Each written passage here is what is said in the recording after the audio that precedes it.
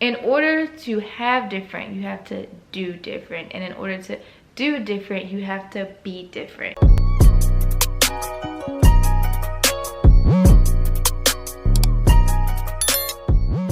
Hey guys, welcome back to my channel. It's your girl Imani here, and I'm back for another freaking video. In today's video, y'all, let's just go ahead and get into it. But first, if you're not subscribed to my channel, make sure you go ahead and subscribe. We're gonna give you a few minutes to do that in my Tati VC. But no, for real, make sure you subscribe, make sure you like, comment, share. Make sure you guys follow me on Instagram and TikTok at the Imani Collins, because I'm always posting on those platforms. So yeah, let's go ahead and get into the video. So the title of this video is called moving. No. If you can read from the title below, we're gonna be talking about moving out of state in your 20s. The reason why I put in your 20s in the title is because obviously I'm in my 20s. I'm 24 years old, but I moved out of state when I was 20 years old, okay? I'm 24 and I moved out of state when I was 20. So I'm kind of going through my 20s, being away from my family and exploring this journey and figuring out me, because that's what I decided to do at that age. I don't know how old you are or where you're at in your life, but I know if you clicked on this video, then you are looking for advice because you want to move out of state. And what I will say, y'all, is that it is not the easiest thing to do. Everyone thinks, oh, if I just move out of my hometown, if I just move to this state, that state, then my life will change drastically, and all my problems will go away. And that is further from the truth. Like, honestly, when you move out of state in your 20s, I can say that everything is maximized. Like, your bills are maximized, your responsibility are maximized. I can't talk today. Everything is maximized because you are in the driver's seat. When you're home, when you're in your hometown and you're still growing up around your family, your mom, your dad, your cousins, your siblings, your whatever, you have all this support at your fingertips. But when you move away, especially on your own, it's just you and you. If you don't make something happen, nothing won't happen. If you make something happen, things will happen. So that's why I wanted to create this list for you guys, so that you guys have an efficient and effective plan when you decide to move out of state in your 20s.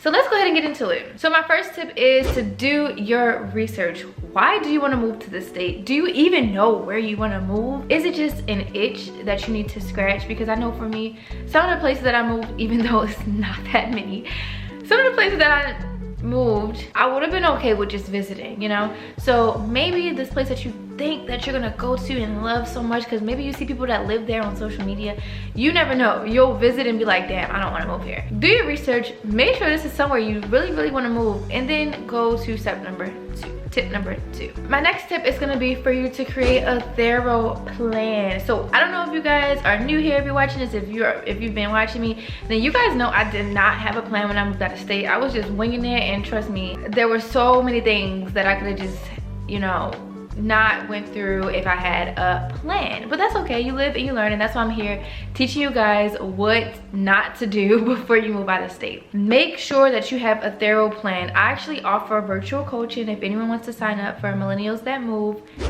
go to the Instagram. However, if you don't have a coach, you can still accomplish your goals. You just need to make sure you have a thorough plan that you work through with yourself. So if you are going to sign up for my coaching program, you can actually disregard the rest of this video, because that's actually what I'm going to do with and for you. However, if you don't feel like you have the funds, or maybe you're just not interested in having a coach, finish watching this video. Tip number 3 is to build your mindset. So again, going back to tip number 1 where I said do your research, make sure this is somewhere you want to move. Tip number 3 kind of goes into that, because you have to understand that, like, this is going to be a completely new environment for you. Like, I don't know if you will know people, but for me, I didn't know anyone. I didn't have any friends. I didn't have a job. I didn't know where I was going to live. So I knew right off the bat, like, well, I didn't know this, but I found out eventually that it was not an easy process. So you have to make sure you are building your mindset up, whereas you know that this is something that you want so bad that you're willing to work for it and through it. So whenever hard times come, you're not willing to fold and, oh, I'm just not gonna move anymore, I'm just gonna stay home, because you know, you expect this already. So building up your mindset will really help you, and it's really what I tell my clients to do when planning out this process, because there are going to be many times where you think that you can't do it, where you question yourself, why am I doing this? Are you sure you want to do this? Because it's the fear of the unknown. known. Any change that we make, whether good or bad, is gonna be uncomfortable. And so if you don't know how something will be, you just naturally fear it. Our body goes into fight or flight mode, and we're just like trying to figure out like what needs to happen, what doesn't, you know. So like, just remember that it's okay. And if you build and program your mental, your mindset before you do anything else, then you will know that these are normal feelings, and it just shows that you are a normal human being going through these things and feeling these things because you are making a change to your life. And what do I always say? In order to have different, you have to do different, and in order to do different, you have to be different. So next tip on the list is to visit. I don't know if you guys saw my journey moving to Miami, but a lot of people tell me, girl, you are not happy when you lived in Miami. And guess what? I wasn't. And throughout my videos, you can see that. You can see that I was not happy. I was depressed. I felt so bad. Like, you can see all of that in my face, in my body language, in my energy when I recorded those videos living in Miami. But you know why? It's because I didn't visit. I had only went there for my birthday and toured a few apartments, and I left. The next time I came to Miami, I was moving there.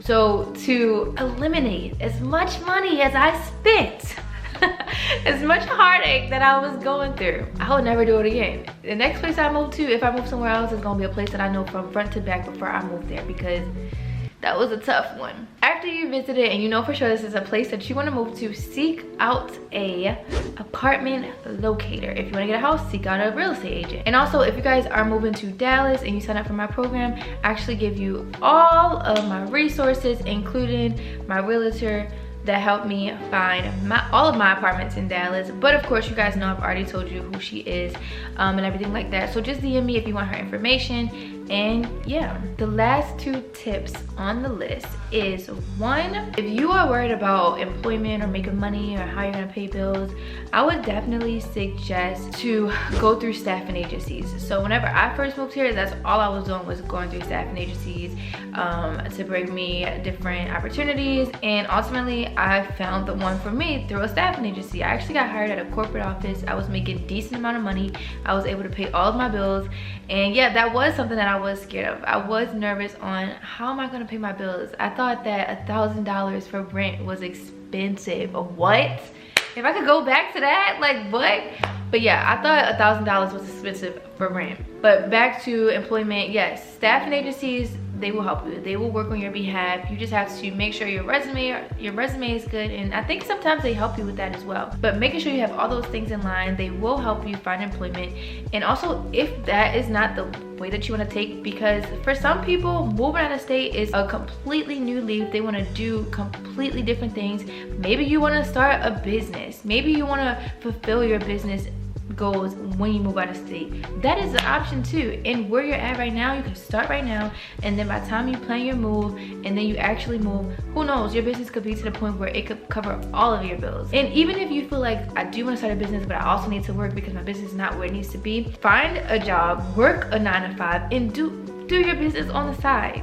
Y'all, when I first started, well, when I moved to Dallas, I was working my corporate job that the staffing agency got me, and then I was doing my content business when I got home. So you can do it. Whatever you want, you can have. You just have to figure it out, make a plan for yourself, and then go full force without being like, is it gonna work? I don't know if it's gonna work. Is it? No, we're not doing that. Last tip, but not the least tip, is to, of course, move in. So you're gonna move into your place, your new city and state, and you're gonna figure out, what is it that I'm gonna do differently here that I did not do in my hometown. This is completely new territory for you. The world is at your fingertips. Life is a canvas. You get to paint whatever picture you want, and now you're living it. So now from here, you create another plan for yourself. You figure out who you wanna be in 5, 10, 12 months, whatever. And then from there, you just make sure you stay on track. Don't get distracted. Don't allow people close to you that you don't know. Make sure you're safe, because that's something that I didn't do at first. But yeah, you're here, you're now, this is it. So those are all the steps that I have for moving out in your 20s. If you guys want more videos like this, even though I do all my videos like this, make sure you stay tuned. Make sure you subscribe, like, comment, follow my Instagram, TikTok, and of course me on here at the Imani Collins. And I'll see you guys in my next video. Bye guys.